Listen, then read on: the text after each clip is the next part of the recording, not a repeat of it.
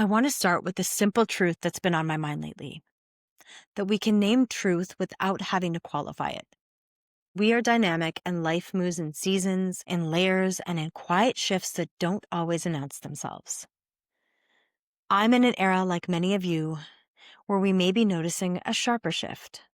So today, this is about how we can honor the continuum of who we've been and who we are becoming through lived wisdom.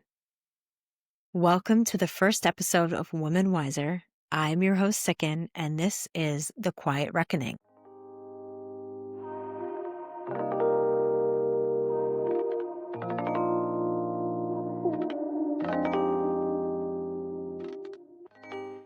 Turning 40 felt like a switch flipped. I didn't have a big celebration. My partner and I had just moved to a new city and country. We had no furniture. I couldn't even get a credit card. That's how I started my new decade. While most people were upsizing families and homes, I was paying rent and starting over. Now, to some, that might sound uncomfortable, unsettling, traditionally unconventional. But that's the thing about betting on yourself without a roadmap. It leads you somewhere unexpected.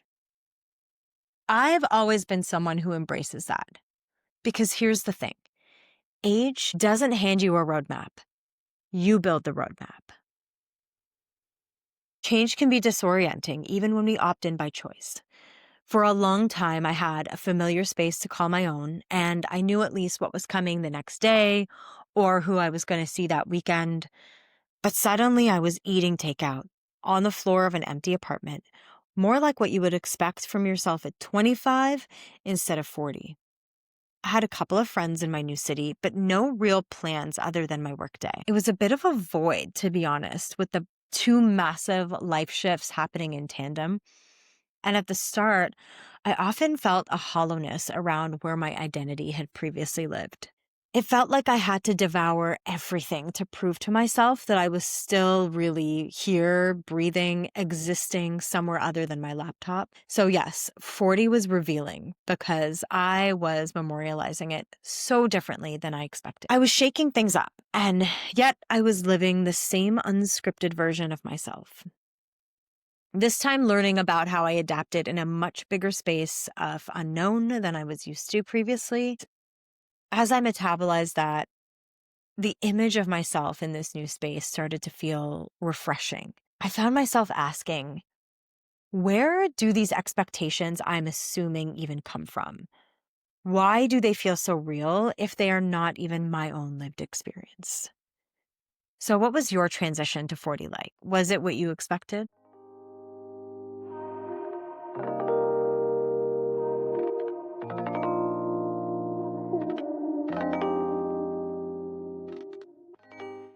In those early moments, the number 40 couldn't completely fade into the background for me.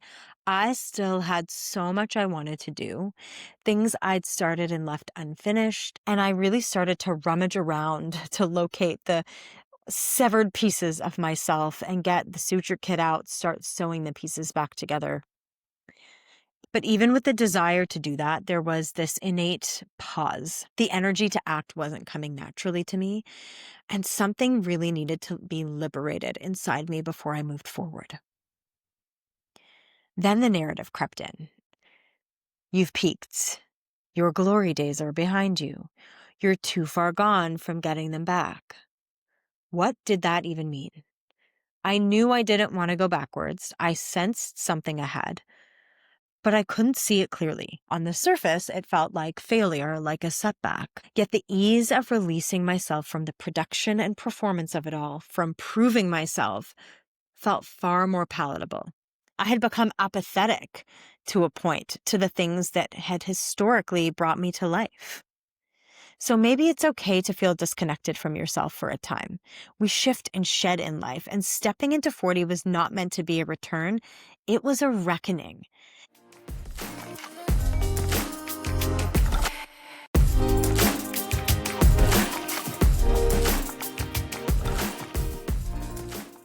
I believe that life happens in seasons, and I asked myself, at 40, when I feel like I should be doing more, pushing harder, is that still my story? Or is it more about the continuum and the integrative point where everything comes together? Past, present, and future. So enter my season of waiting and ease. Not waiting for something to happen, but allowing myself to live, dream, and create without pressure. I began learning the language of my new self, digging into belief systems and patterns I'd carried from the very early days of my life. The wounds and the scars I thought I'd overcome, there was always more.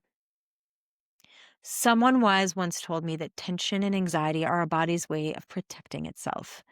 They're messages, sometimes gifts if we let them. They're also invitations to look inside and ask, what version of myself am I protecting? Is it who I am today or someone I used to be? What parts of that version give me strength? And where am I ready to soften around the spaces that become walls? The more I stayed on that path, the further I felt from anxious pursuit, the closer I felt to trusting and giving voice to the deepest parts of me. What had changed was my capacity to be discerning about how I released myself from the power of those stories.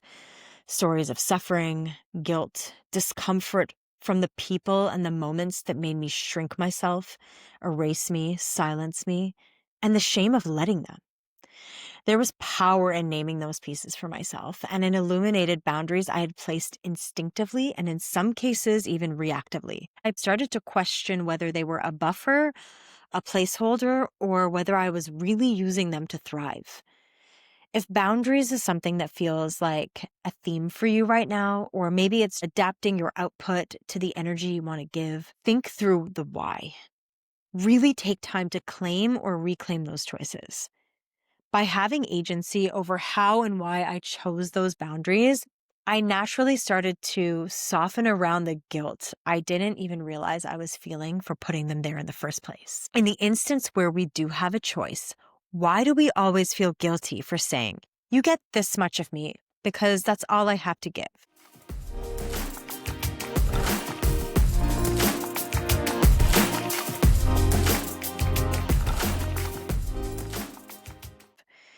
Those of us getting to know ourselves deeply in this era, we're leaving behind what no longer feels honest. We're not starting over. We're continuing with more truth and fewer apologies. We've stayed in roles that didn't fit, smiled through conversations, put off our own clarity because someone else needed comfort. We come from cultures and systems that rewarded silence and self-sacrifice. So now more than ever, we care about our truth. We speak openly about our bodies, emotional labor, the toll of sacrifice, how the world makes us feel. We're shedding guilt, performance, and the pressure to be good. We're not just a growing demographic, we're evolving with force. We were raised in an analog world and adapted to digital. We were taught to survive, not center ourselves, to bear suffering, not to be whole. And now we're rewriting that script. We're redefining midlife on our own terms. We're redefining womanhood on our own terms. And we're just getting started.